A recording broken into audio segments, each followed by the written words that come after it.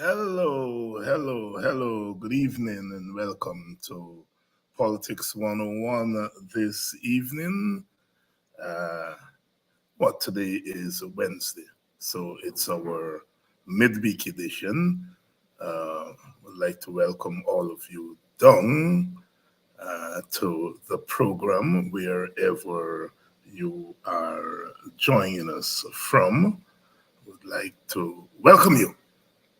Those of you joining us from home, Guyana, welcome.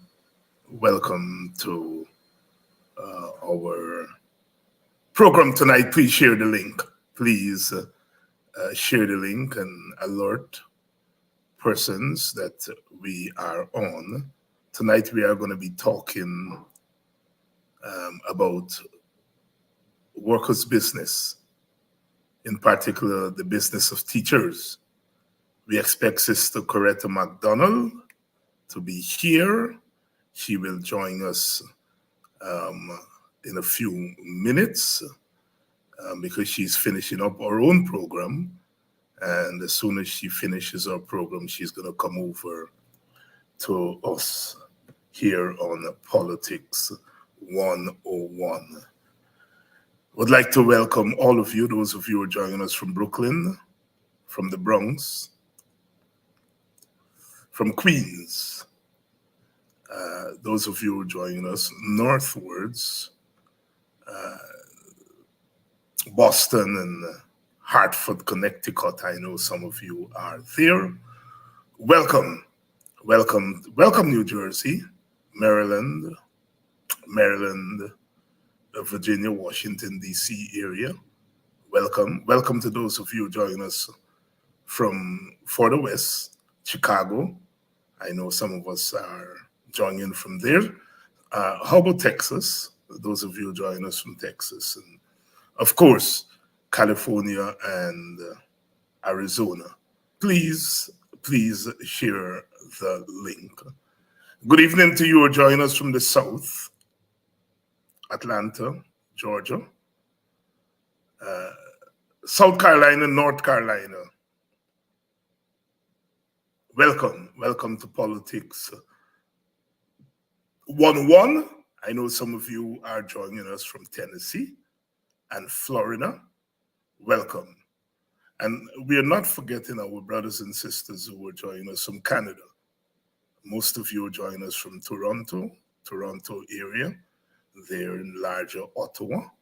Welcome to Politics 101. Good evening to all of you from our wider Caribbean, Jamaica, Trinidad, Barbados, Antigua.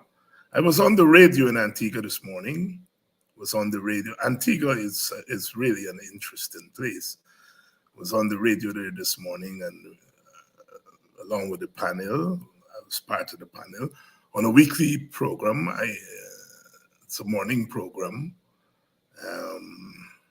and I was on there this morning. We were discussing the Antiguan Prime Minister. The Antiguan Prime Minister had a problem with the head of the airport authority. And he wants a new airport they're building in Barbuda to be finished by next month.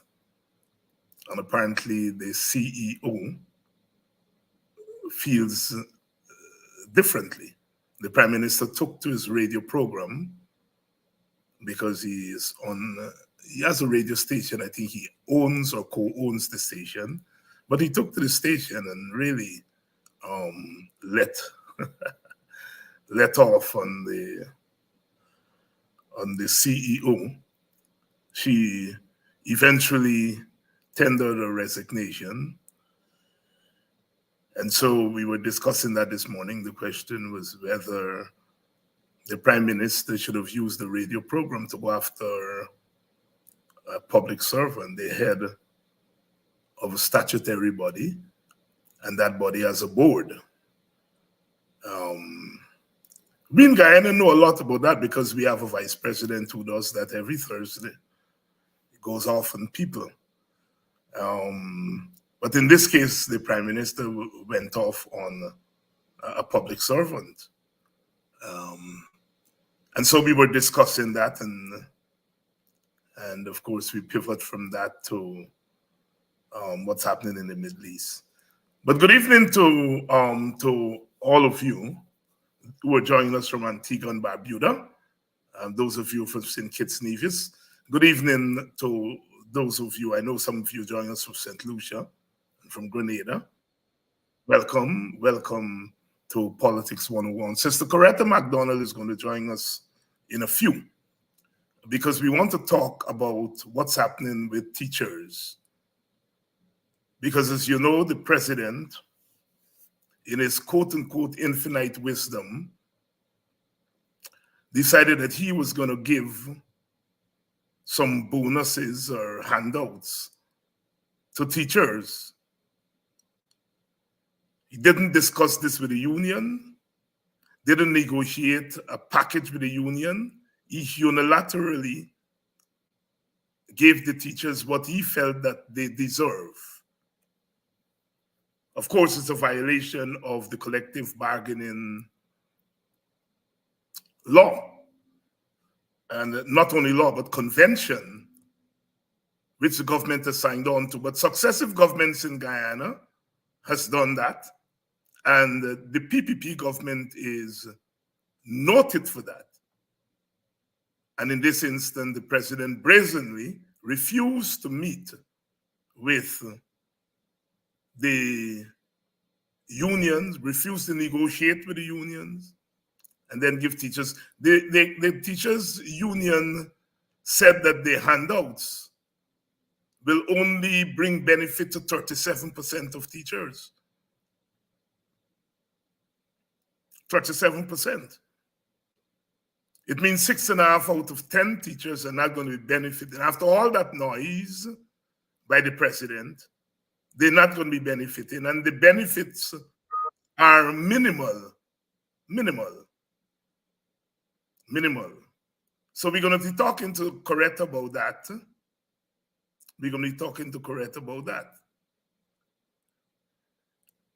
I think this business of underpaying public servants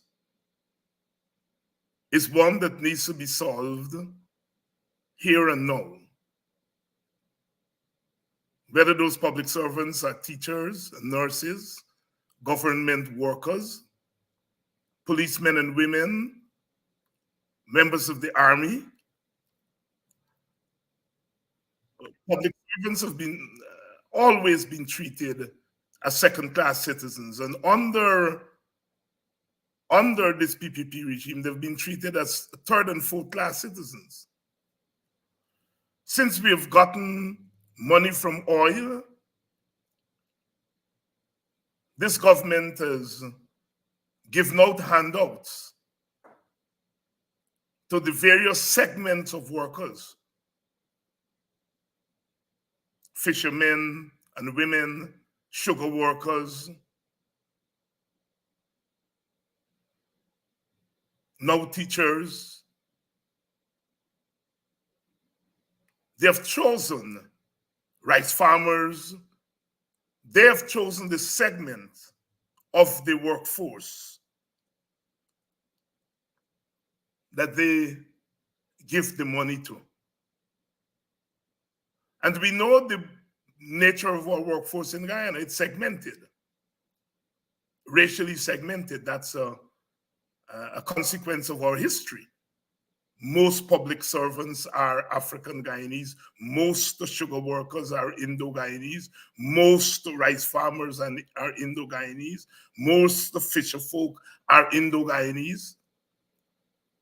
So our workforce is ethnically segmented. It seems to me that if you are going to take the approach of giving these handouts to the various segments, then at a minimum, you need to do so in an equitable manner. Of course, the best way to do that is to give payments across the board. But if you're going to do it by segments, then you have to look at where that group of workers are in terms of their salaries and wages. And if you're topping up, of course, if you're trying to get to 10 and a group of workers are at 7, you top them up with a 3. If a group of workers are 2, you'll have to top them up at 8 to get to 10, if you're trying to be equitable. But this government does not respect the principle of equitability. In the first place, you ought not to be doing what you're doing as a substitute for collective bargaining with the unions. Any government can give a top-up here and there, now and then, to workers. Nothing is wrong with that. Nothing is wrong with that. But that cannot be a substitute for collective bargaining. Because you end up doing what the government has done here with teachers. And we're going to talk to Coretta about that. Who in the teaching profession, who got this step up? They said 37%.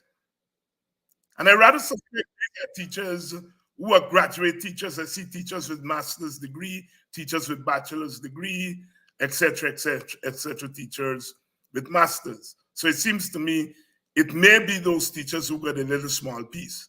So what about the teacher, the trained teacher who doesn't have a bachelor's degree? What about the teacher who doesn't have a bachelor's degree and is either trained or untrained? It appears as though that teacher doesn't get any money from this top-up. If the union bargains, the union is going to bargain for all workers. All workers. It's called union busting. Undermining the unions. That's what the government is doing. You look at a place like America, the biggest capitalist country in the world. And capitalists don't like trade unions. But a recent poll in the United States shows that the people of the United States have more confidence in trade unions than they have in all the institutions of government. They have more confidence in trade unions than they have in Congress, in the courts, in the presidency. Why? Because the trade unions have won big wage increases for workers in America recently. The auto workers, for example. We saw the president of the United States join workers on the picket line last month. While the president of the largest capitalist country in the world is joining workers in their cry for better wages, the president of the fastest growing economy in the Americas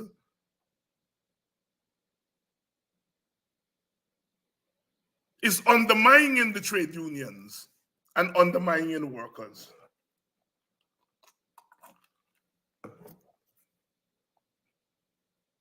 And the undermining is undermining of all workers, but they're doing it selectively. They're undermining mostly public servants, or they're undermining public servants the most. Teachers, nurses.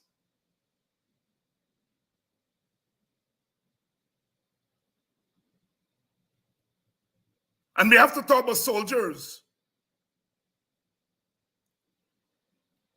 Venezuela's practically declared war on Guyana. We are singing Not a Blade of Grass. We are calling on all Guyanese to unite. as they should. Who are the people there on the borders as Venezuela amassed troops?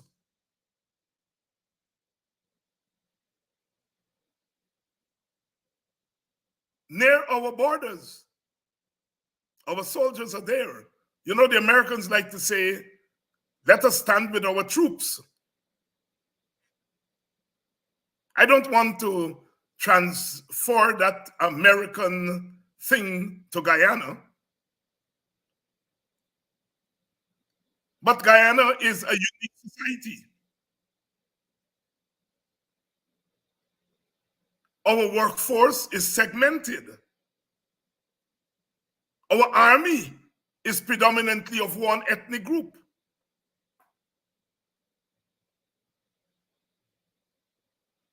Now, as we face a clear and present danger, this army has to be in the forefront there. They are of a particular ethnic group. This government has not been nice, has not been kind to the ethnic group from which the soldiers mostly come. Now, the country is facing a great danger. And it is these soldiers that have to be on the front line. They're part of the public service. They're lowly paid. They're lowly paid as workers. So there's the class issue there. These soldiers are lowly paid. When compared even with other category of workers. So as a class, the members of the army are badly paid. And then the ethnic group from which they come has been the group that has been most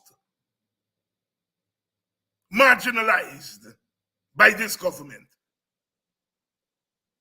Double jeopardy if you're a soldier. Double jeopardy if you are a police. Double jeopardy if you are a teacher.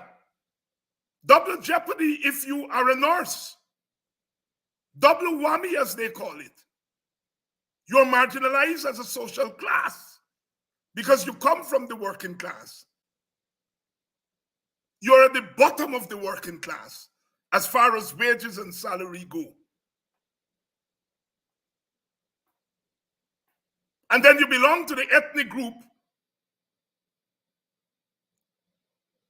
to whom the resources from our windfall has been going to less than other groups.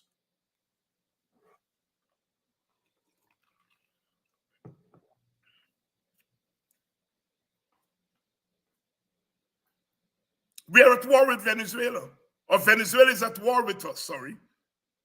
Declare war on us. It is our soldiers who have to be on the front line. What's their salary? How much are they paid?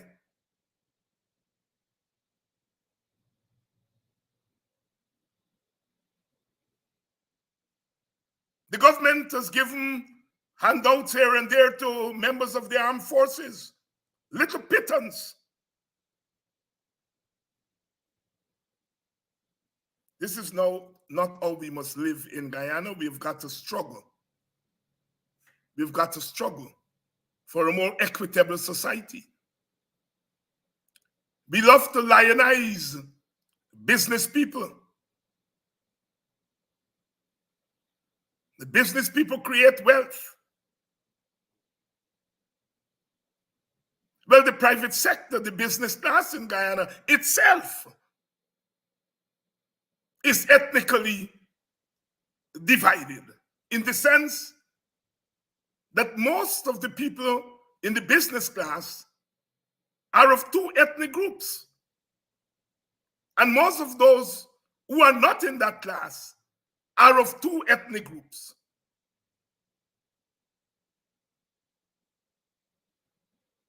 You look at our budgets and you look at the breaks that are given to the private sector, to the businesses. The understanding is that they are the ones who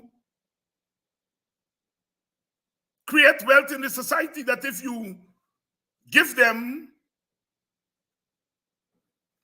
benefits, those benefits will trickle down to the masses, the trickle-down economics. The PPP is still practicing that. But when you have a situation where the business class itself has an ethnic face, then in a sense you're giving the benefits to particular ethnic groups.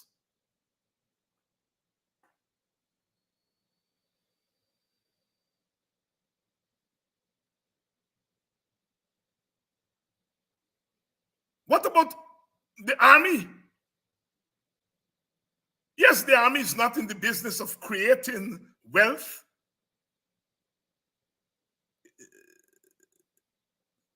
But the army is saving Guyana money. If we don't patrol our borders and our borders are violated,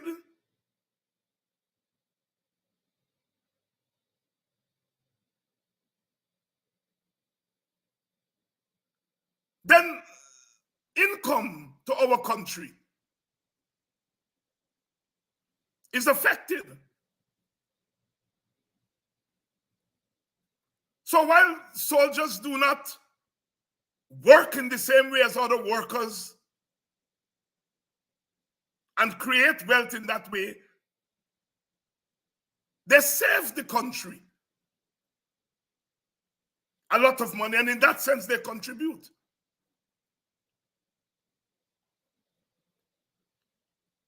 When you listen to the PPP people and they talk about the working class, they usually only talk about sugar workers.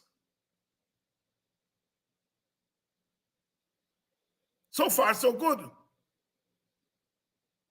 But the teacher, the government worker, the nurses save lives. And in saving lives, you're helping the country to remain healthy. Teachers are teaching our children, teaching our entrepreneurs.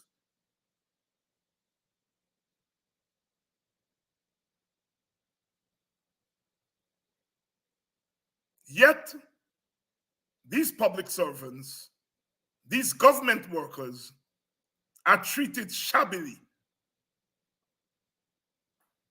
Shabbily. Is it because of their class? Yes.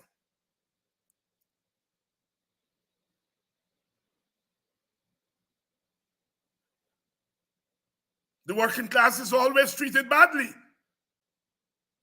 Is it because of their race? Yes. There's an unspoken attitude to blackness. You know, I said this morning on the program that I was on, there's no way America and the developed world would have allowed white people to be bombed into the Stone Age in the way the Palestinians are allowed to be bombed into the Stone Age. Back into the Stone Age. Look at Ukraine. They're white people. Are they allowing Russia to bomb them into the Stone Age? No. They're spending billions of dollars to protect the Ukrainians from being bombed into the Stone Age. But they're standing by and allow those brown people in the Palestine to be bombed into the Stone Age.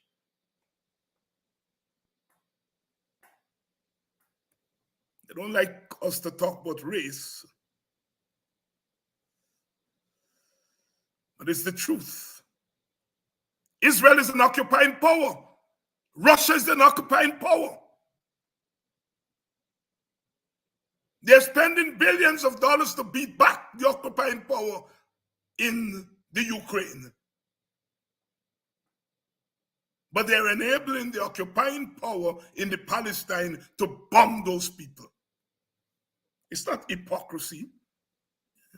It's not simply hypocrisy. It's the policy. It's the way of the world.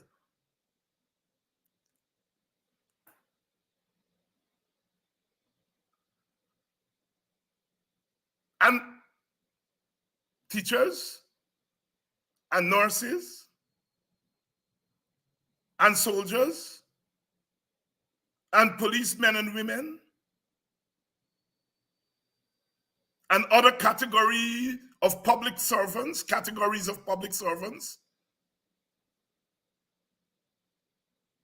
they're marginalized partly because of their ethnicity.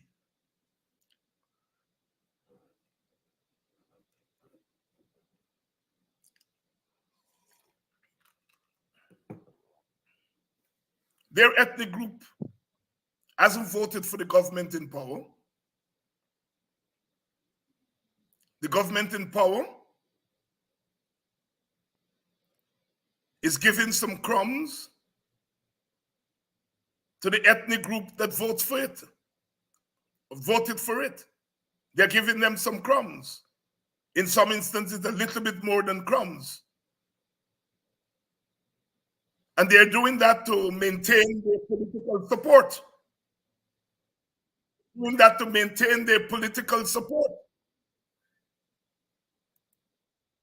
And almost by default,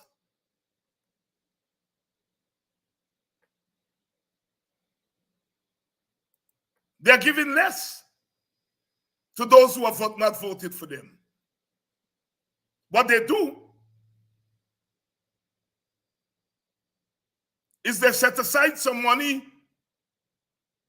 for headhunting, to go in and try to buy votes. But in terms of wages and salaries, no.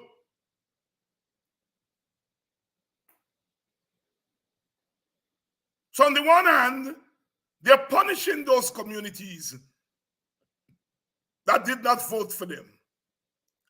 And on the other hand, they're trying to buy them with trinkets. That is the strategy. Workers of Guyana need a living wage. All workers need a living wage. There is dignity in work, all work. All workers contribute to our economy. In fact, public servants are probably the ones who are most vulnerable when it comes to paying taxes, because they're working for the government that collects taxes. You see, the business people can dodge taxes.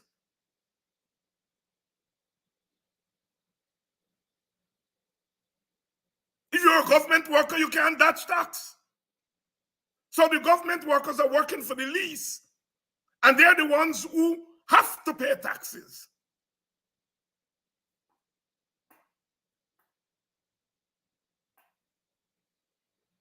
We talked about double jeopardy. This is triple jeopardy. Government workers can't avoid paying taxes. And they're the ones who are given the least. And those who are given the most, in terms of government handouts, those are the ones who are mostly avoiding paying taxes.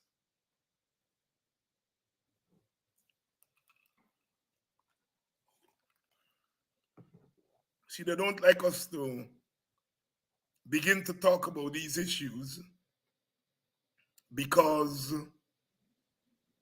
it exposes them. Good evening to all of you. You're waiting on Sister Coretta McDonald, who's going to join us shortly. She is finishing off our program, and she should be joining us anytime now to join this conversation about workers and workers' wages. You're a public servant, you can't get away from paying taxes. You got to pay taxes. You're working for the tax man. The tax collector is your boss.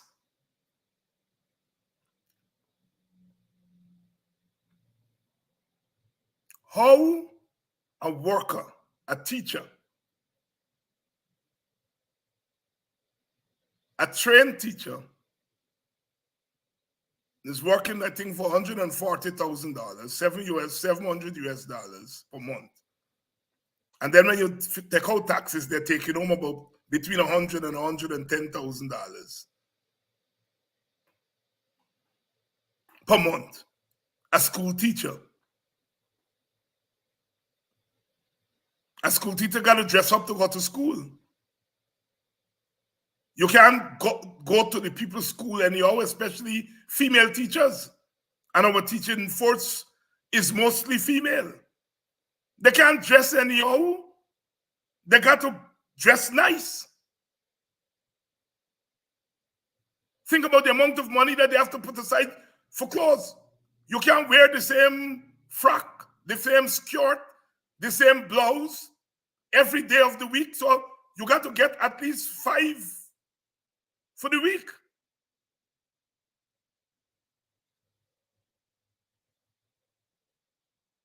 It is called reproducing yourself as a worker.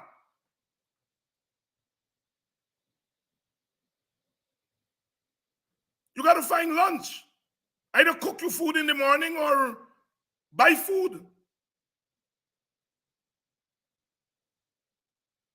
You have to pay transportation to get to work. If you're not working in your community, and even if you're working in your community, these days you got to pay a taxi. If you're working outside of your community, you got to pay minibus or taxi or whatever.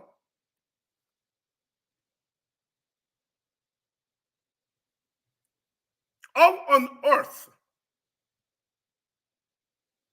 a teacher can exist on $110,000 per month? I ain't begin to talk yet about rent.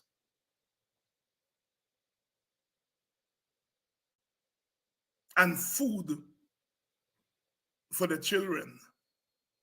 I ain't begin to talk about those things yet. My assumption is by the time they finish buying their clothes and paying transportation and lunch, 3/4 of the money done. Where they find money to pay rent? I talk to teachers, they tell me they have to buy their own incidentals to carry to school.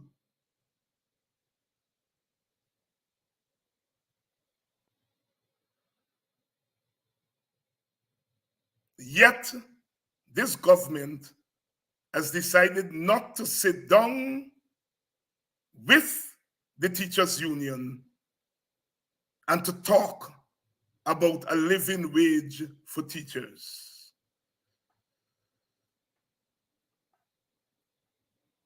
Look at our nurses. They're skipping town. Going way to England, going way this way, going way that way.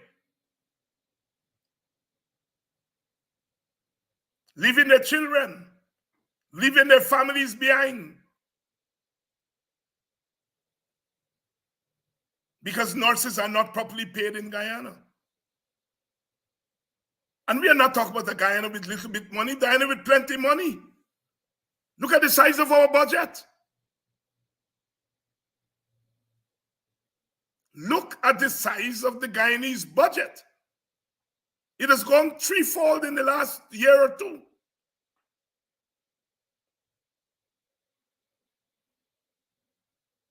The budget has grown, which means government spending has grown.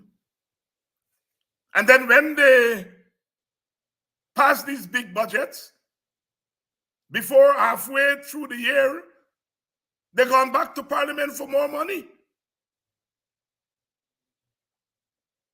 So government spending is growing, and workers' compensation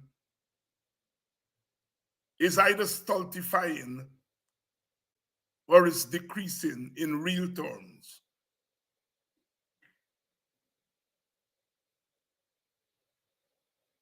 Because when you take the worker's salary and you line that up against the prices for goods and services, you're asking what $110,000 was buying last year, it is buying less this year. So $110,000 last year, and that same $110,000 this year is worth less than it did last year.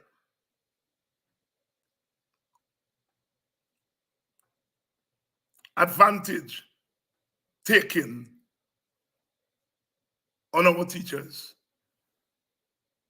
Advantage taken on our teachers.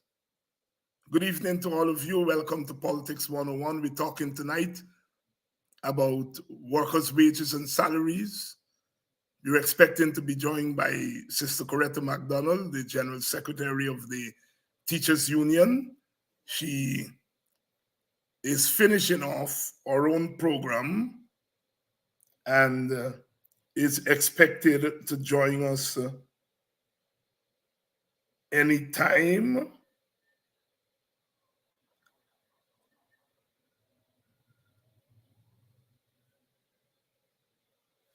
I'm waiting on her. I say a note here from, let me know when you're ready for Coretta. I'm ready for Coretta, sir. I've been ready. Yeah. Yes, I think Coretta is coming in anytime now. Coretta should be coming in anytime now. And she, of course, is also the president of the Guyana Trade Union Congress. She's general secretary of the Teachers Union. She's a member of parliament. So easily one of the most powerful women in Guyana in terms of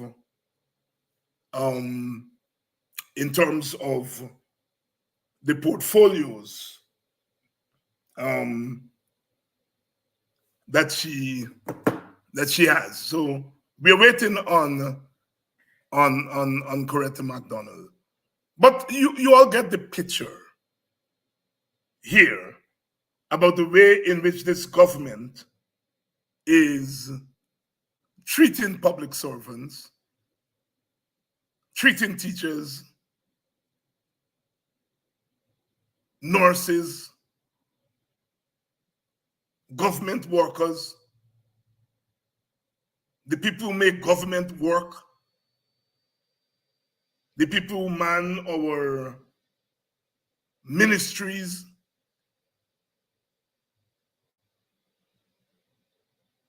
our policemen and women, members of the army. These are all public servants.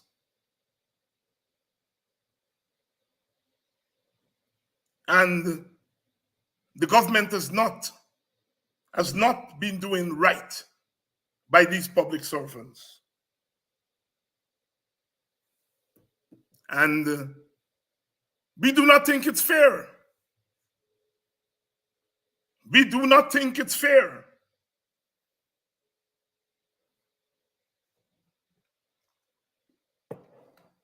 All workers should be treated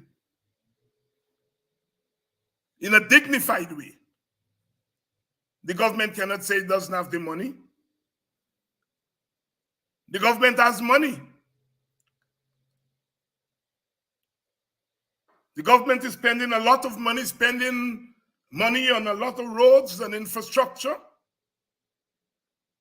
And nobody's against infrastructural spending.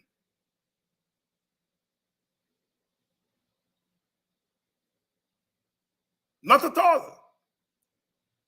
But just you're spending on the physical infrastructure,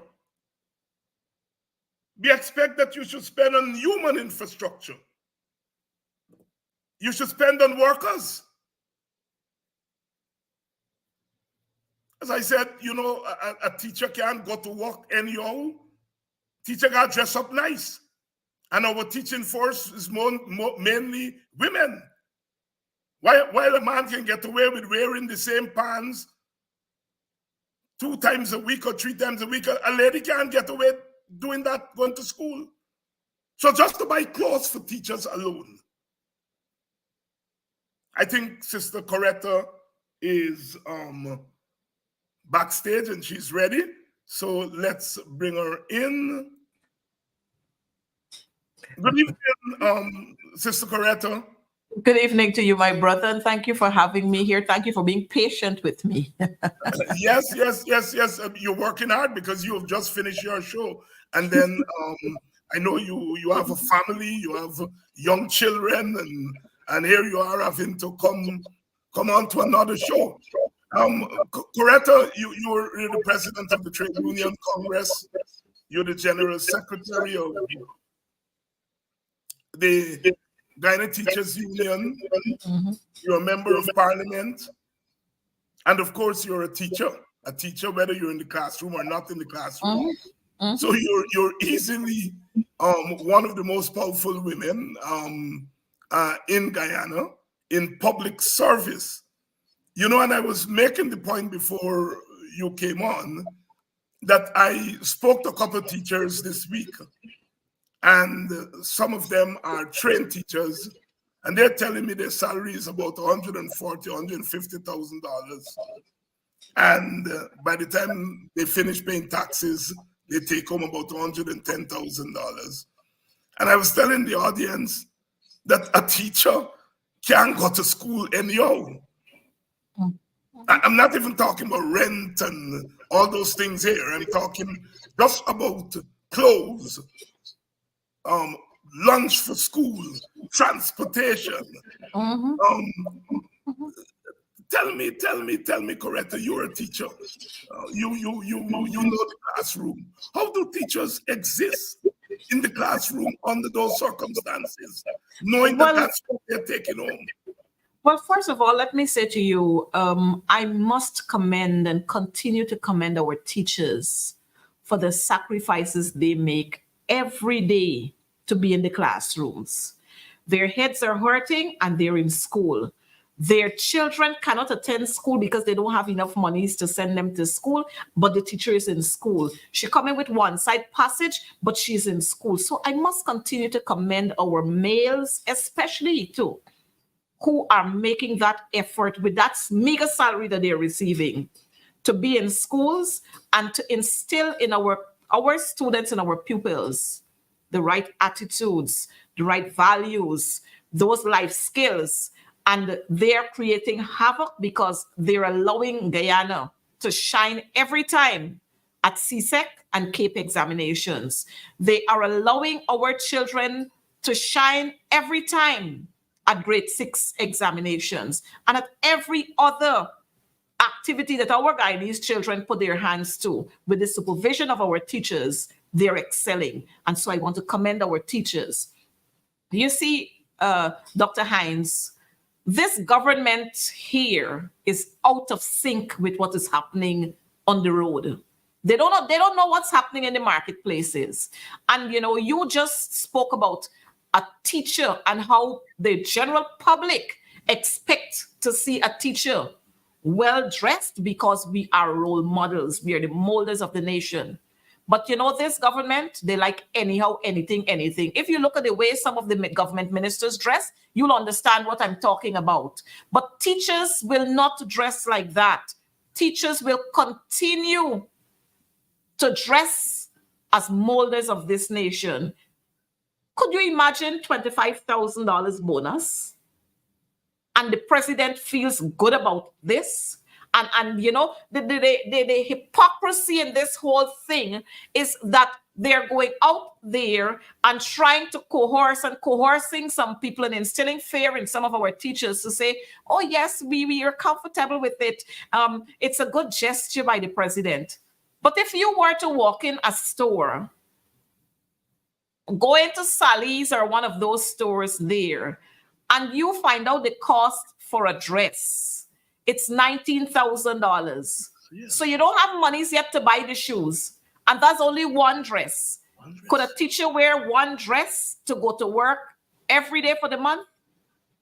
And this $25,000 is not a $25,000 that you're getting per term, you know. It's a one-off $25,000. And I want the viewers to know that. It's a one-off $25,000. One-off insensitive, disrespectful, and distasteful $25,000. And they're making a whole lot of noise about it. And then when we come to the teacher's salary, you've just mentioned what teachers told you. But this government is bent on and it's a part of their DNA to sow seeds of discord. So you know what they did?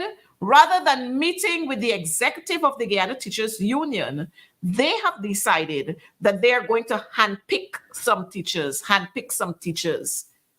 And not all across this country, because they did not choose teachers from randomly from every school. They handpicked who they wanted to have at the breakfast and the gaff, as I call it, that they had with the president at State House. Because if the president was about serious business, then he wouldn't go to handpick. One, two, they wouldn't have them and do a prep meeting with them to tell them what to say at these meetings. So many of the teachers who went there, they were prepped and they were told what to say at the meeting with the president. They shouldn't say anything that would sound offensive. That is what they were told. So the president is always about a gaffe. And if you look at the way the president operates many, many times, you notice we got an issue. I'm getting off of what you're talking about. You notice we have an issue with Venezuela. And then the president travels to the Essequibo coast for some Essequibo night or something like that. And he tries to imitate Fidel Castro. He dresses like Fidel Castro and had an army rank standing behind him. Isn't that to agitate the government of Venezuela? So the president doesn't take anything serious. Nothing he takes serious. You remember the talk about the handshake and the handshake and the handshake? But surprisingly, when Venezuela decided to start hitting a little harder, he wanted to meet, he decided he's going to meet with the leader of the opposition and so on. He didn't want handshake then before meeting with him. He met there because, he recognized that he's in trouble now. And he got to get the help of the opposition because that's where the brain's coming from. But that's another side of the story. This announcement by the president, like I said, they are always bent on sowing seeds of discord. And so they've decided that they will sow seeds of discord even among the teaching fraternity, where they've decided to pay, in our proposal, we've asked for a 25% salary increase for 1 year, and then we've moved it to 20% and so on for the following years. And this salary proposal was supposed to cover 2019, 2023, but you recognize we were in November of 2023, and they have no intention of talking to us. Because if they talk to us now, it means that they have to backdate all of what we've been asking for from 2019 to 2023, and they will not do that because they don't care about teachers. Don't mind with all the fancy talk about whose mother was a teacher and whose father was a teacher and aunt. They have no respect for teachers, none whatsoever. Because if they had respect for teachers, they would engage the teacher's representative. So he went out there and ignored our proposal. As a matter of fact, I should say, he went there, collected our proposal, didn't give us any feedback, but they are stealing bits and pieces from our proposal tweeting it how they want to tweet it. And that's what they're sharing out there in bits and pieces. So he went out there and he spoke, rather than giving teachers all across the board the increase that we're asking for. And I mean, Jagdio, let me come off of apron a little bit. Jagdio has the audacity to talk about he will not engage any union that is making unreasonable askings and that are connected with the opposition. Could you imagine Jagdio? And Jagdio forgot that he was marching between 2015 and 2020 with the sugar workers. He forgot that he was marching, leading them. Yeah. But now he has got a problem, and that's why I entitled my program not too long. They're like, yes, but now they're saying no.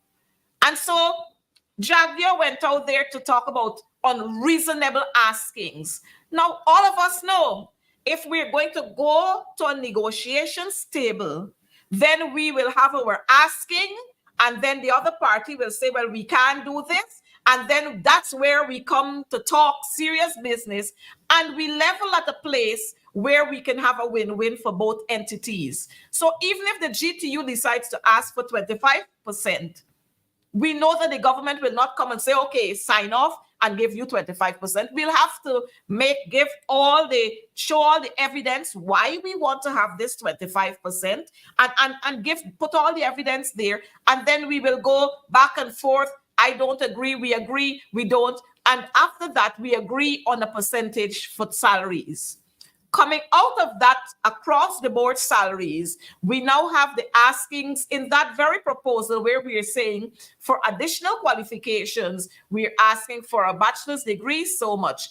For a diploma, so much. For a master's degree, so much. For a doctorate, so much. For those persons who have completed the education management program, so much monies. For the persons who have completed the special ed program, so much we're asking for additional qualifications. What the president has done now is to say, look, all those teachers who have a bachelor's degree, we are moving you from the minimum of the scale to the maximum of the scale. That in itself, that caters for only 37.5% of our teachers. You recognize the masters of our teachers will not benefit. All they will get is the 25,000 that they dash at them. That's what the teachers will get. And we're supposed to wait for a later date when we will hear about the announcement for across the board increases. And so they are very good at this divide and rule strategy. But I want to remind them that the GTU is one big family, and nothing like Irfan Ali, Priya Manikchan, or Jagdio will divide our teachers. Because what you're doing there is trying to create confusion in our schools where teachers will decide, look, they get big monies from the government, let them do the work. I will come here and I will do just my quota, nothing more, nothing less, just that. But you know what? Our teachers go way beyond that. That's the kind of discord they're trying to create amongst our teachers. But our teachers go way beyond that, and they're sensible, and they're caring, and they're considerate. And in their minds, the children, the charges who are before them are much more important than the gimmicks of the PPP government. Coretta McDonald, General Secretary of the Guyana Teachers Union and President of the Trade Union Congress, a teacher, an educator, and a member of parliament. So she wears many hats. So she knows about what she's talking. Coretta, this is nothing short than heartrending to use. I'm a teacher. I'm a teacher. And, I've been a teacher for 4 decades. And I know what teachers do. I teach at a higher level at university where, by the time the students they get there, you all would have had to prepare them, form them, and so on. So in a sense, I get it relatively easy, people like myself. But the 10, 11, 12-year-olds, 13-year-olds, as you know, those are critical ages. And teachers have to go there. And you're dealing with children who are not your children. That's true. You're dealing with children in a violent society, in a violent environment. And teachers are go there every day and making those sacrifices. And you are talking about unreasonable demands. Dr. Hines, if I can stop you there, just one correction I want to make first before I go. I'm no longer president of the Guyana Trades Union Congress. We just had our Congress and we elected a new president. So I'm immediate past president, and that's Immediate okay. past president. Who's the new president? The new president is Brother Norris Witter. He's Oh, the Brother new president. Norris, Brother Norris Witter. Congratulations to Norris, Yes. and congratulations to you for the past term that you spent. It's never easy to juggle all of that. While we're on that, let me just say to you, to the viewers though, you spoke about the 11, 12, and 13-year-olds, but teachers have to deal with in the nursery school, learners who are coming in at 3, who some of them still wearing Pampers, you know?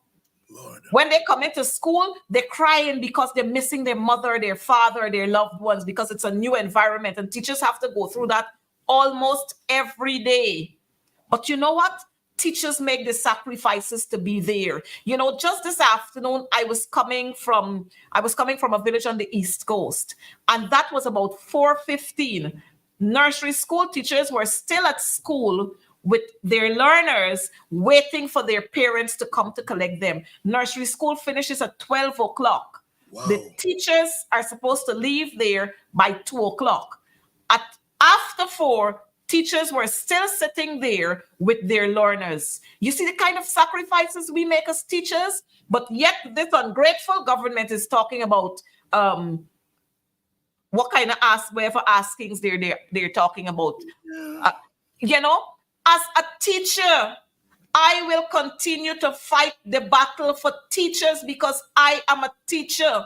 And I want to remind your viewers, and more so Bara Jagdio and Priya Manik Chand and Gail Teixeira and the whole host of them, that in 2018, when the coalition government was in office, I led that battle out there because they were infringing on the rights of teachers. And you know what? Gail Teixeira and Bara Jagdio and the whole side of them, they didn't see Coretta McDonald then as being political. They saw it as a teacher's struggle, you know?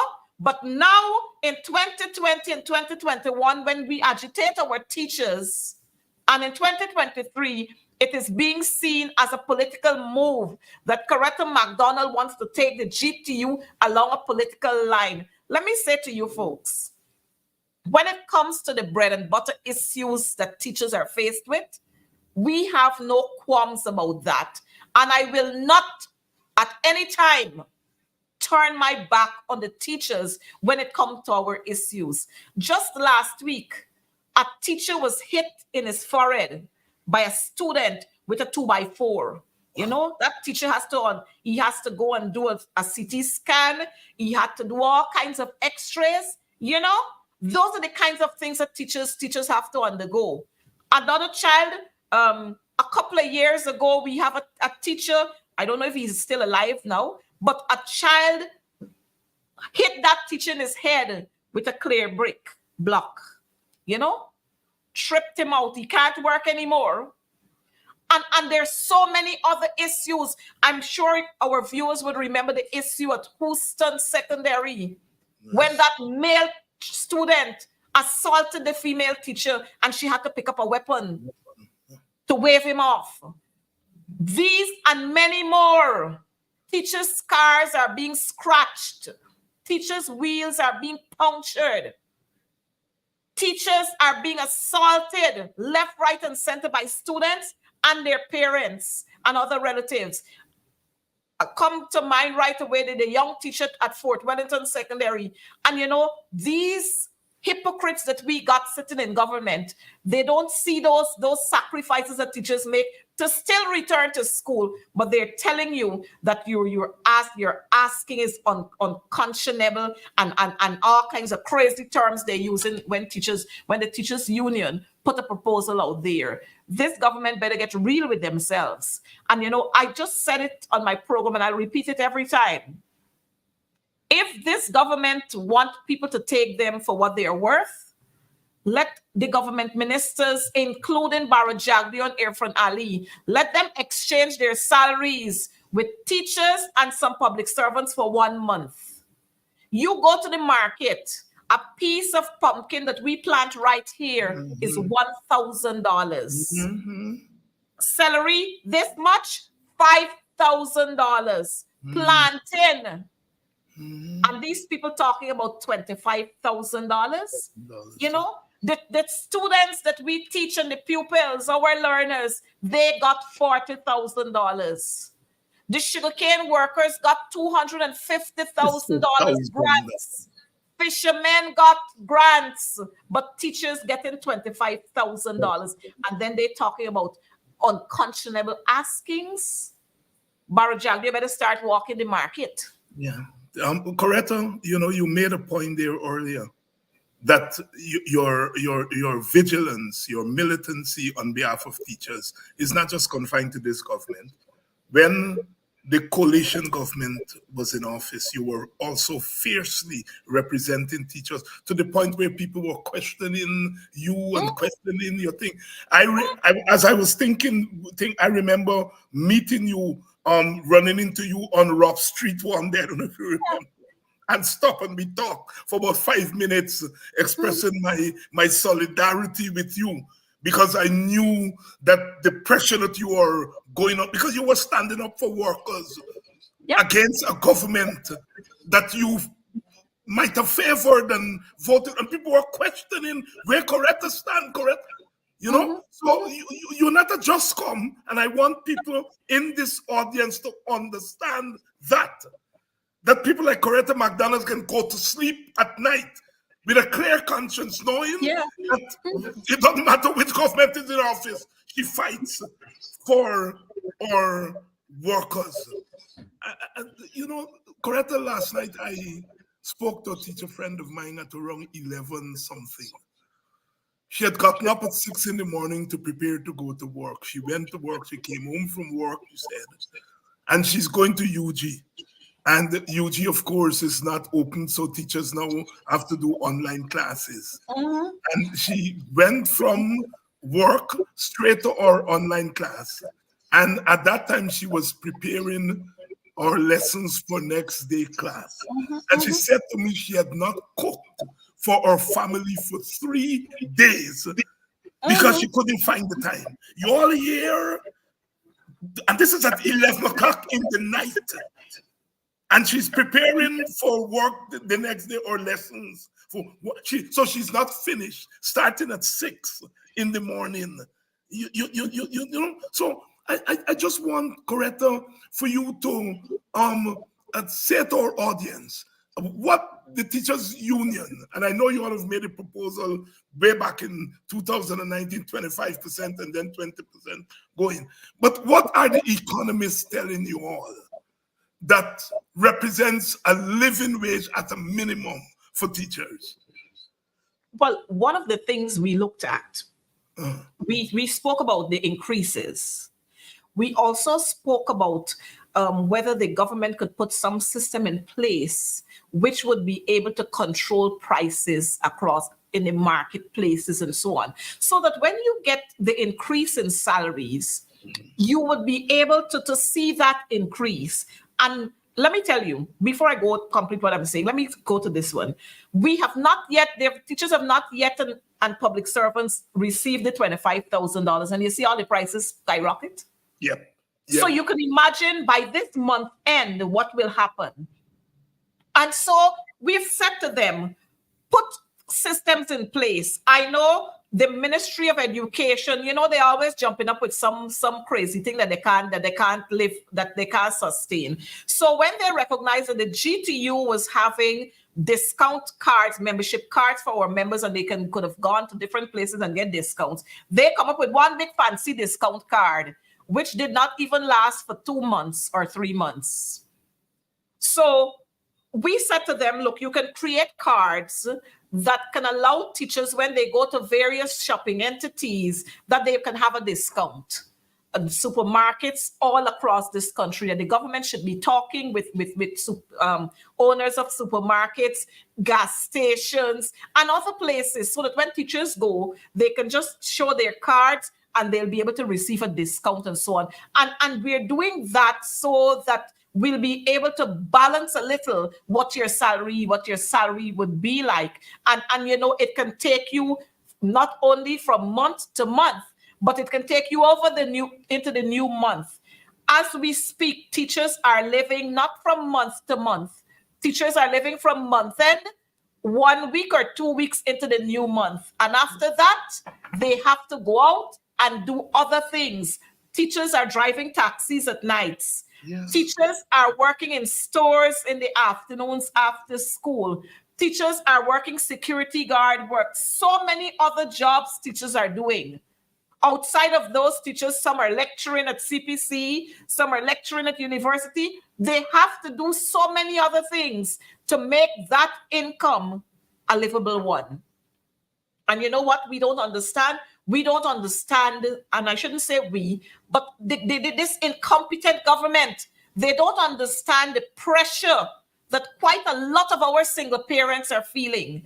And you know what? Because of the pressure that they are feeling, we are seeing the results of it in our neighborhoods. All the social ills that we are having in our neighborhood is as a result of this incompetent government and the pressure they put on not only teachers, but public servants and citizens generally across this country, where you have, when you're supposed to be at home with your children, you have to be at another job, so that your children are left unattended. Somebody come and tell them something. Somebody, you know, quite a lot of persons would want to say, oh, but the children should be disciplined. But let me tell you, this time, not long time, this is a new age we're living in. And so while we would want to say that our children should be disciplined and should stay at home and should this and eat whether salt and rice or whatever, this is a different breed.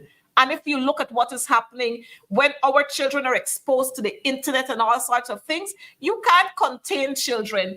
If we could have contained the children, the young man who the light fire took Queen's College, you remember that? Yes, yes. We would not have had that if that parent was able to manage their child. We would not have had gone a couple of years ago a young lady killing herself because of a brand name boots that she did not get. So we have to be able to not condone wrongdoings from our children, but we got to put ourselves in those single parents' seats sometimes, put our foot in their shoes sometimes, and understand what they feel. But this one Guyana government, they don't understand that, because all they cater about is this one Guyana. But like I was saying, we have been asking that these systems be put in place to cushion some of the hardship that teachers feel with the kind of salaries that they're receiving. But that has not been happening. But what we have the One Guyana Society. And you know that One Guyana Society is a gated community that caters only for a chosen few. So the masses, again, continue to suffer. And I can say to you, in a particular sector, some of the stipends that some of their actors are receiving, in addition to their salaries, is more than what some public servants are taking home and what some teachers are taking home. Because some of the people, and let me say it, in the education sector, we got a whole lot of these education officers who are acting in various capacities. And this government enjoys breaking all the rules. They got public servant rules. They're public servant rules to guide acting and how much you should get, whether it's 1 increment, 2 increment, or full difference, and so on, that they give to teachers in school. But these people who they take from schools and all over the place and put them in the Ministry of Education, some of them receiving as much as $100,000 stipend a month in addition to their salaries. You hear me? $100,000 as a stipend in addition to their salaries for performing the duty of maybe the deputy chief education officer administration, deputy chief administration, deputy chief education officer development, or something to that sort. Those who are not receiving 100,000, they're receiving 80,000 and 60,000 and 40,000. Those are all the stipends that they're getting. While the regular public servant out there, they're suffering. That's this government. And they're talking about one Guyana and how much they care. These incompetent people don't care about poor people. They don't care about poor people. They don't care about people. Coretta McDonald here. Coretta, I'm so glad that you took the time to come on tonight and to speak to these issues. It's always good to hear directly from someone who is in the trench, as you are, because it really shines a lot of light on the kind of darkness that comes out of our government and by extension our beloved country. Is there anything that you want to leave us with that I didn't ask you directly? Well, I want to say to our public servants, a better day is coming. To our teachers, a better day is coming. And more especially to our teachers, I want to say to you, just throw in the garbage bin that whole notion that Barajagio and the others are trying to create, that you cannot have Coretta McDonald there, and Coretta McDonald is politically inclined. All of us have our political affiliation, every single one of us. I've never heard Jagvio talk about the president of GAU, who is assigned an MP position, whether they're in government or out of government. I've never heard them spoken about that. But you know what? They're afraid of Coretta McDonald. So they try to spew all kind of nonsense out there, thinking that they'll get the teachers to buy into that. But I want to say to you, teachers, I am here and I will continue to fight your battles, because when I fight the battles for teachers, I'm fighting for myself as a teacher. So when Barajagdio come around and Priya Manikchand and all of them will come around to tell you foolishness, remember to throw that in the dustbin.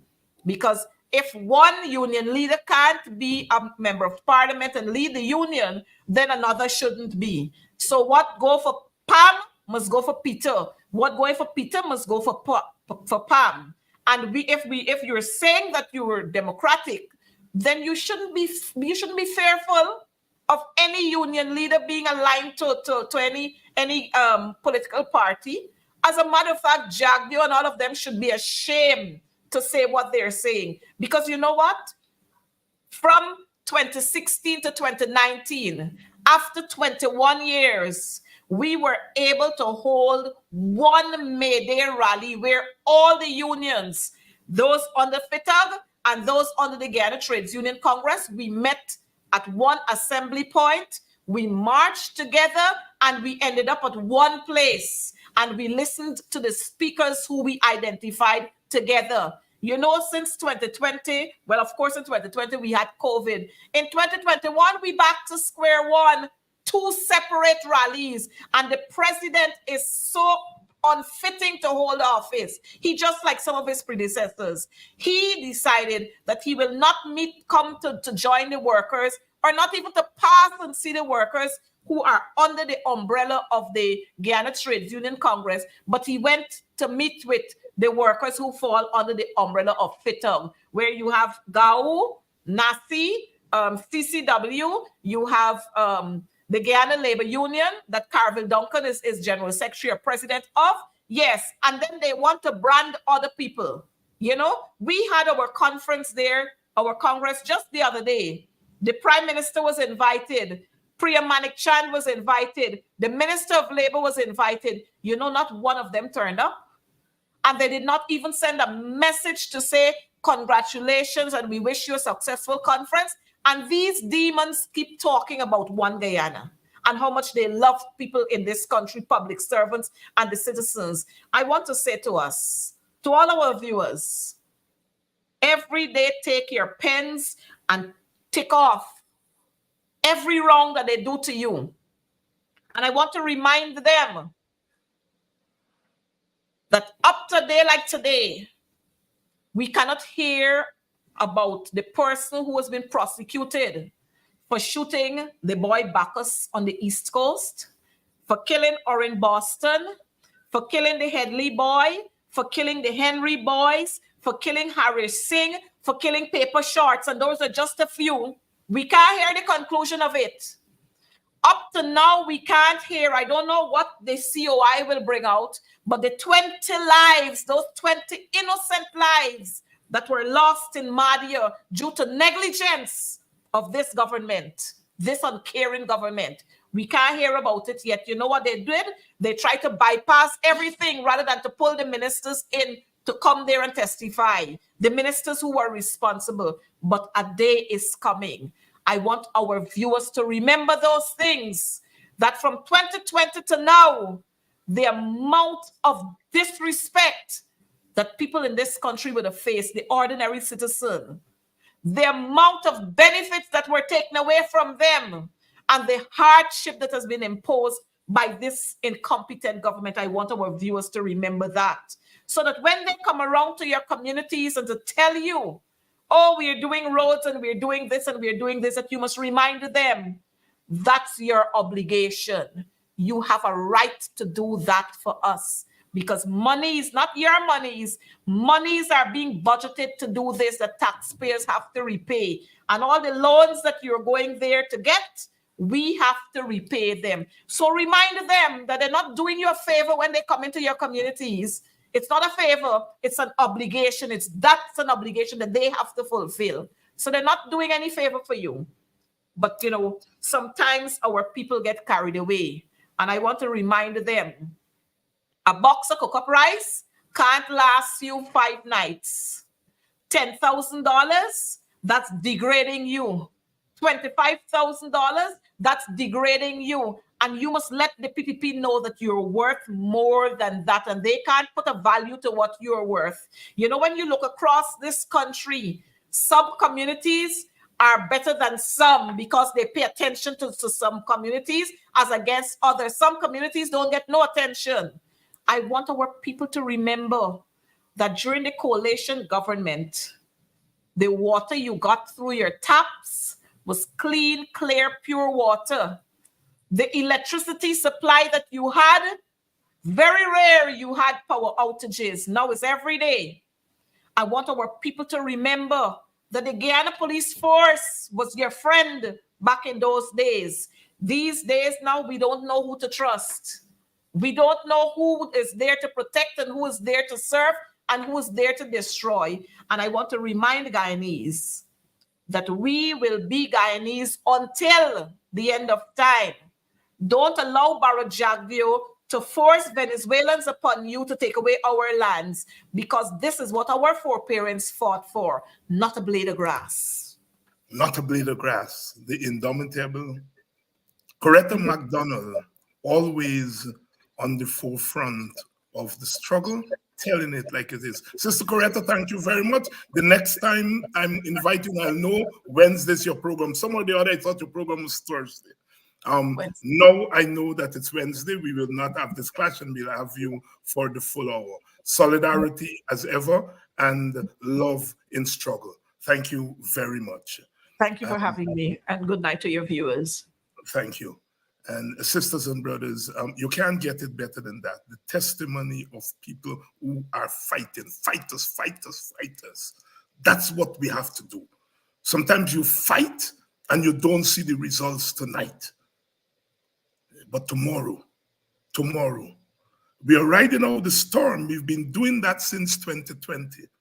And when I hear people like Coretta McDonald, and I see people like Coretta McDonald floating and keep on keeping on, I feel confident that our struggle is not in vain. At the end of the day, We got to move these people out of the way. Me Congo neighbors them in and they say, move up, move up, move up, move that we pass, move up. We have to move them out of the way. Good evening, Sister Lynette Greenwood and all my Congo neighbors them. Move up. We've got to move them ultimately. But until that time, we've got to fight to get as much out of them. I say it openly. We've got to weaken them to the point that when we reach that point where we cross over to that promised land, that land that has been promised to us from time on the plantation, whether it was during slavery or during indentureship, that promised land is in sight. I love you all always, always, because without you, the people, the salt of our earth, whether you are in Guyana or out of Guyana, we are all Guyanese, and we are all in this thing together. And we're going to fight it out. We're going to ride out the storm. See you all tomorrow night. See you all tomorrow night.